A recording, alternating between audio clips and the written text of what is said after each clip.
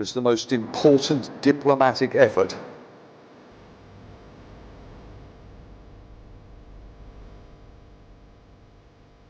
There was a real sense of unity between the European leaders that were there and President Trump and President Zelenskyy. More Russian strikes, more Ukrainian civilians killed.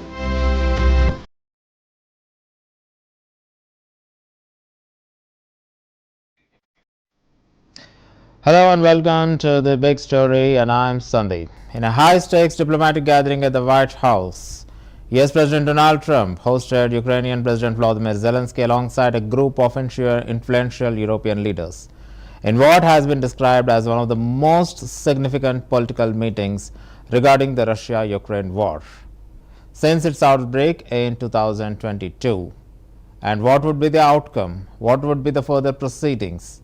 And how it went on? This is the big story of the day.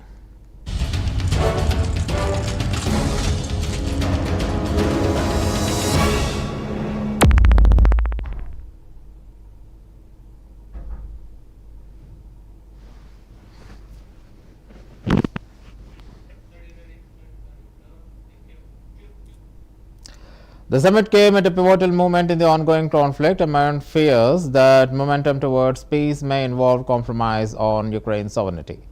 With Trump recently emerging from a direct meeting with Russian President Vladimir Putin in Alaska, global attention was fixed on whether Trump would press Zelenskyy towards peace negotiations that might involve controversial territorial concessions. The presence of European leaders, including UK Prime Minister Keir Starmer, French President Emmanuel Macron, German Chancellor Friedrich Merz, and European Commission President Ursula von der Leyen was intended to ensure that Ukraine was not isolated in these deliberations and that any discussions about the ceasefire or peace roadmap would be collectively shaped by Ukraine's Western alliance.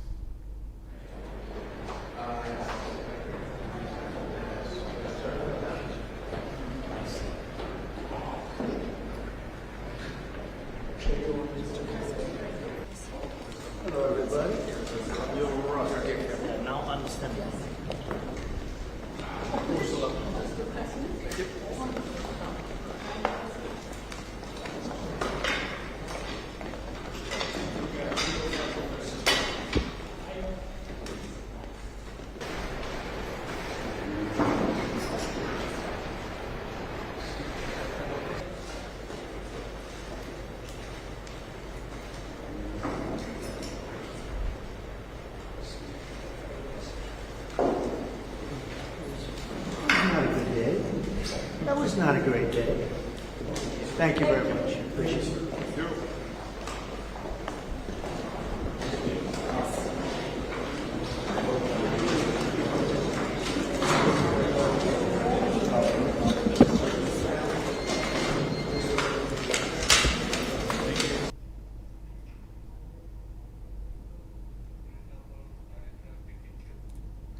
The meeting followed an earlier, more private and tense Oval Office conversation between Trump and Zelenskyy in February 2025, during which Trump reportedly laid out a draft framework of security guarantees for Ukraine, possibly mirroring NATO-like protections in exchange for some flexibility on contested territories. At that time, Zelenskyy referred to the discussion as very good, though sources indicated it included difficult topics, including how to handle Russian control over the occupied regions.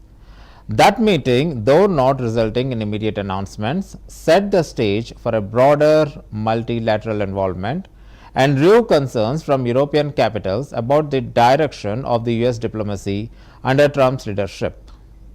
That made the latest meeting even more crucial as it brought together key transatlantic voices to push for unified peace process. Країн, які будуть допомагати, координувати, а також будуть учасниками гарантій безпеки для України. Я вважаю, що це великий крок вперед. Я не можу поки що сказати, як буде, всіх деталей, але це вже важливо, що є політична воля і є політичне рішення. Дуже добре розбираючись в кожному нашому квадратному кілометрі, залитому, вибачте, кров'ю наших бійців. І для мене це дуже чутливий момент. Я хотів про це. Мені здається, що президент почув і бачив це, і були різні моменти, але це важлива інформація. І тому питання територій це питання, яке ми залишимо між мною країн, які будуть допомагати, координувати, а також будуть учасниками гарантій. European leaders at the White House expressed a clear sense of urgency and unity during their joint appearance with Trump and Zelenskyy.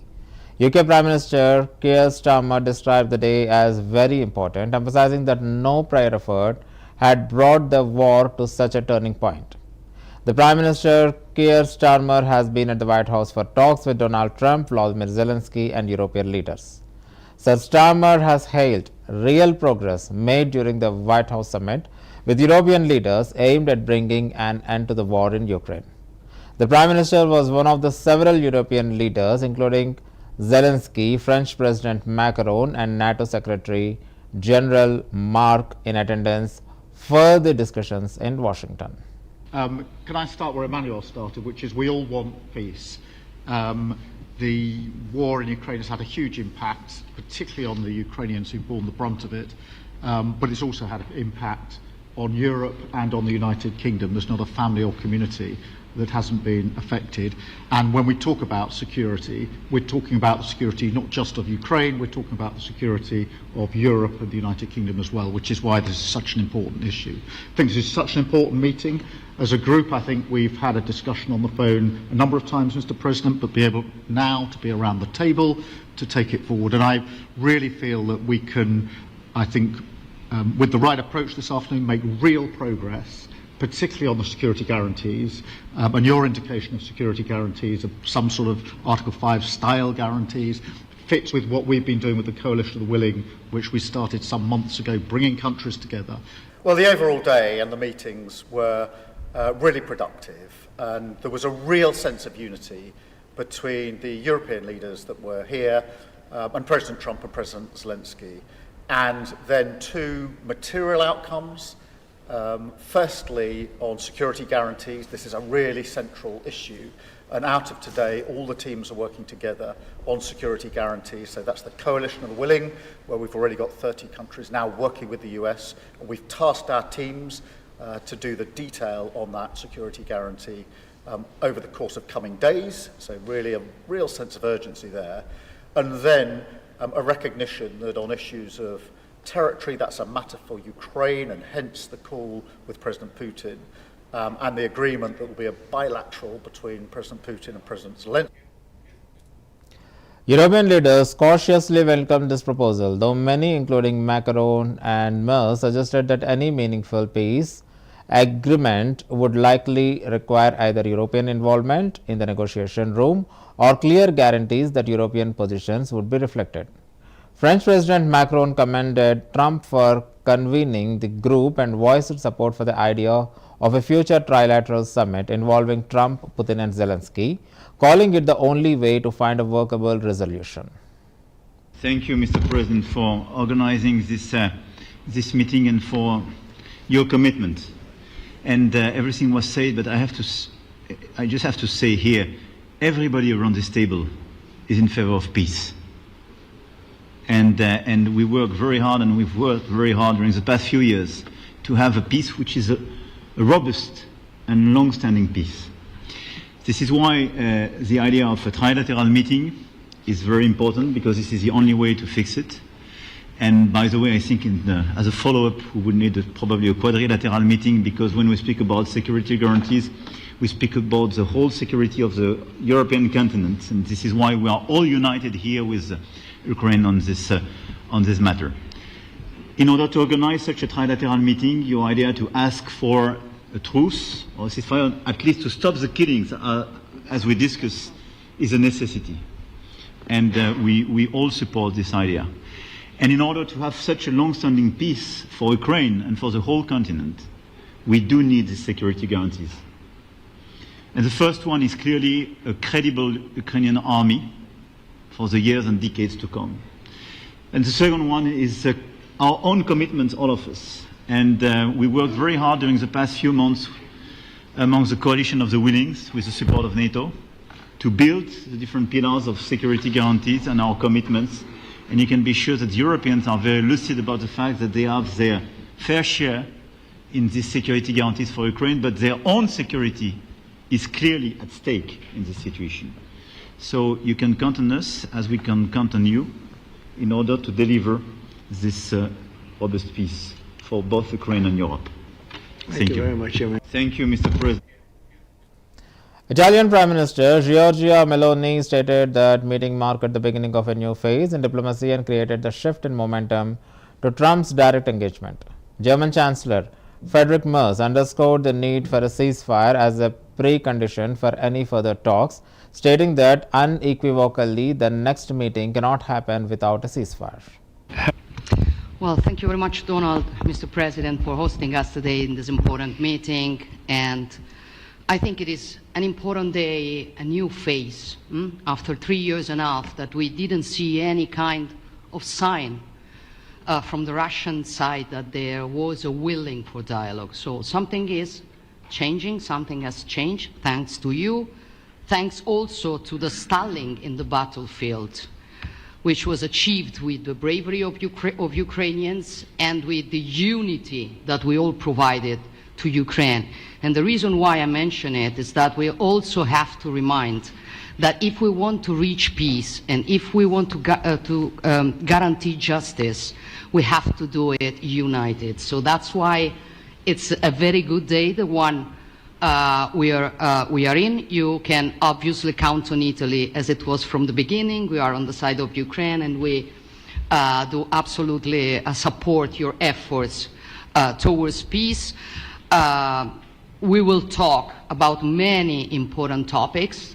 The first one is security guarantees, how to be sure that it won't happen again, which is the precondition of every kind of peace. I'm happy that we will discuss about that. I'm happy that we will begin from a proposal, which is the, let's say, Article 5 model, which was Italian at the beginning. So we are always ready to bring our proposals for peace, for dialogue. It's something we have to build together to guarantee peace and to defend the security of our nation. So thank you, Mr. President, for hosting us. Thank you very much. Washington. The next steps ahead are the more complicated ones now. The path is open. You opened it last Friday. But now the way is open for complicated negotiations.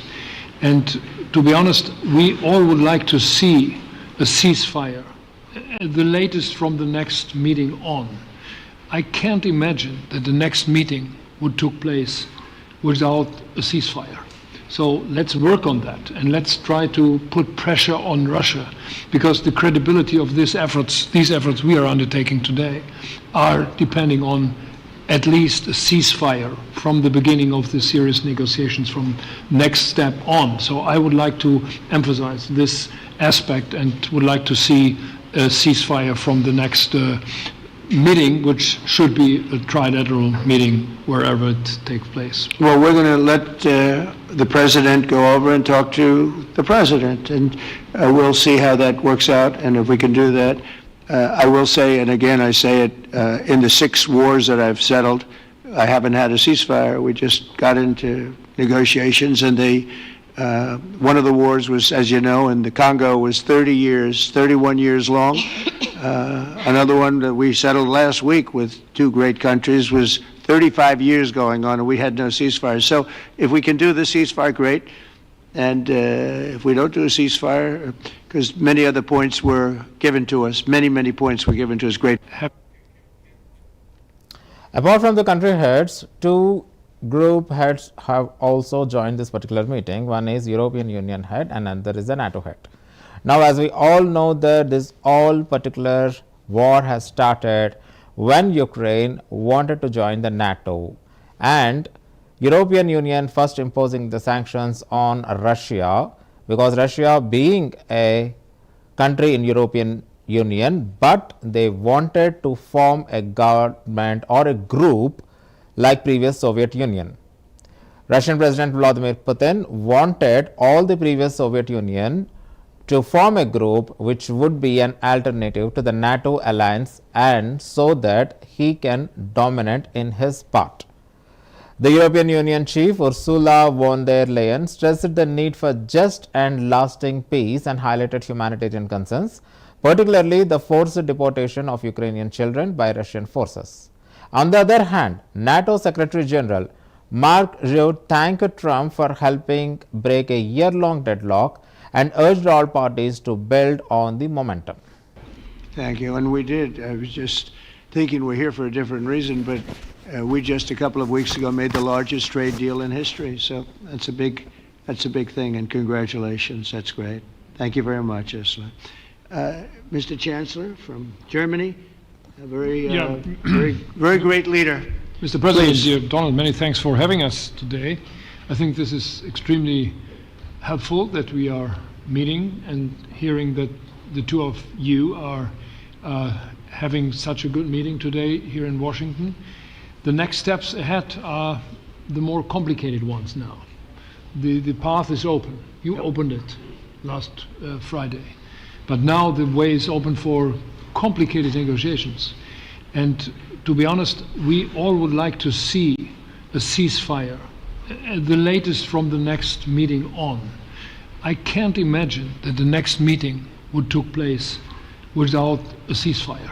So let's work on that, and let's try to put pressure on Russia, because the credibility of these efforts we are undertaking today are depending on at least a ceasefire from the beginning of the serious negotiations from next step on. So I would like to emphasize this aspect and would like to see a ceasefire from the next meeting, which should be a trilateral meeting wherever it takes place. With President Putin by starting that dialogue, and I think it was in February that you had the first phone call, and from there we are now where we are today, and that is, I think, if we play this well, we could end this, and we have to end this. We have to stop the killing, we have to stop the destruction of Ukraine's infrastructure. It is a terrible war, so I'm really excited, and let's make the best out of today and make sure that from today onwards we get this thing to an end as soon as possible. I really want to thank you for your leadership, what you are doing for Volodymyr, but of course also all the European colleagues. It is really crucial, and the fact that you have said I'm willing to participate in the security guarantees is a big step. It's really a breakthrough, and it makes all the difference. So also thank you for that. Well, NATO also has agreed from 2% to 5%, which is something that is a massive amount of money, and it's 2% that wasn't always paid to 5% that is paid. That's a big difference, and so we appreciate that. That was a great move. Thank you. As discussion went on, Trump announced that he had already spoken to Putin by phone from the White House, and that bilateral Zelenskyy-Putin meeting was being arranged within next 2 weeks. This raised anticipation of potential trilateral summit between Trump, Zelenskyy and Putin in near future, a concept Trump himself endorsed. And on the other hand, when this particular meeting went on, Finland's President Alexander Stubb delivered a powerful speech stressing historic lessons from the Finland's wartime past and backing US-European efforts to secure Ukraine's future. Highlighting the progress made in the recent weeks, Stubb expressed confidence that peace is possible in 2025. US President Trump followed by saying Putin may also want an answer. Thank you very much, Mr. President, and thank you for hosting us here. Can I start where Emmanuel started, which is we all want peace. The war in Ukraine has had a huge impact, particularly on the Ukrainians who've borne the brunt of it, but it's also had an impact on Europe and on the United Kingdom. There's not a family or community that hasn't been affected. And when we talk about security, we're talking about the security not just of Ukraine, we're talking about the security of Europe and the United Kingdom as well, which is why this is such an important issue. I think this is such an important meeting. As a group, I think we've had a discussion on the phone a number of times, Mr. President, but be able now to be around the table to take it forward. And I really feel that we can, I think, with the right approach this afternoon, make real progress, particularly on the security guarantees, and your indication of security guarantees of some sort of Article 5 style guarantees fits with what we've been doing with the Coalition of the Willing, which we started some months ago, bringing countries together and showing that we were prepared to step up to the plate when it came to security, with you coming alongside, the US alongside what we've already developed. I think we could take a real... Very much, and it's very interesting because this is the first for the White House. You can't say that very often. It's seen a lot over the years, since 1800, 1799, to be almost exact. But this is the first where we've had so many prime ministers, presidents, the heads of European nations. And by the way, Alex, I'd like you to say a couple of words too. You're a young, powerful man. Before I finish up, I want you to say a couple of words. Go ahead. Thank you. The issue of ceasefire remains a critical sticking point. While European leaders insist on cessation of hostilities as a minimum precondition, Trump appeared more flexible, focusing instead on building security structures and trust between the parties before enforcing a pause in the fighting. NATO Secretary General Mark Rutte praised President Trump as a pragmatic peacemaker for his role in facilitating the talks with Ukraine and European leaders. Rutte highlighted Trump's pressure on NATO spending, weapons support for Ukraine, and diplomatic outreach to Putin as key steps towards resolving the ongoing conflict. Really breaking the deadlock in February, started a conversation with President Putin. He was the only one who could do that. And then we had a very successful NATO summit in The Hague, the 5%. This was a clear signal, not only that Europe and the US are united and that the Europeans are now spending more and equalizing their spending with the US, but also a signal to Moscow that we are serious. And then I was here 5 weeks ago and the president deciding to let the flow of lethal weapons into Ukraine continue, paid for by the Europeans, and also putting now secondary sanctions on India. I think that was all very important, and today was really about security guarantees, the US getting more involved there, and all the details to be hammered out over the coming days, but also to work towards a trilateral between the two presidents, Zelenskyy and Trump, with President Putin, preceded first by a bilateral meeting between... Looking forward, the road to a comprehensive peace remains uncertain and highly sensitive. While Trump's re-entry into the global diplomacy has certainly shaken the status quo and injected momentum into stalled negotiations, fears persist among Ukrainian officials and some European diplomats that he may pressure Kiev into accepting a deal that could freeze the conflict among the current battle lines, effectively recognizing Russian gains. The meeting between President Trump and President Zelenskyy was cordial, with none of acrimony that accompanied their last meeting in the Oval Office earlier this year. There was also a discussion of a three-way meeting between Trump, Zelenskyy and Putin. The proposal has been advocated previously by the US and Ukrainian leaders, but it has not been agreed by Russia. Good to see you. Yeah, likewise. Thank you. Thank you. How are you? Nice to see you. That's a good way to do it. Not too long. That's a very... 2, 1. Yeah.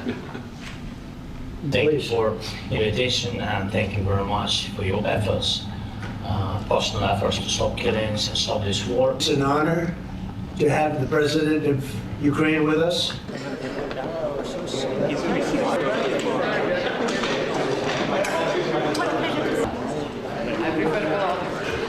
Thank you for all of the wonderful things that made success, and thank you very much. Stop this war.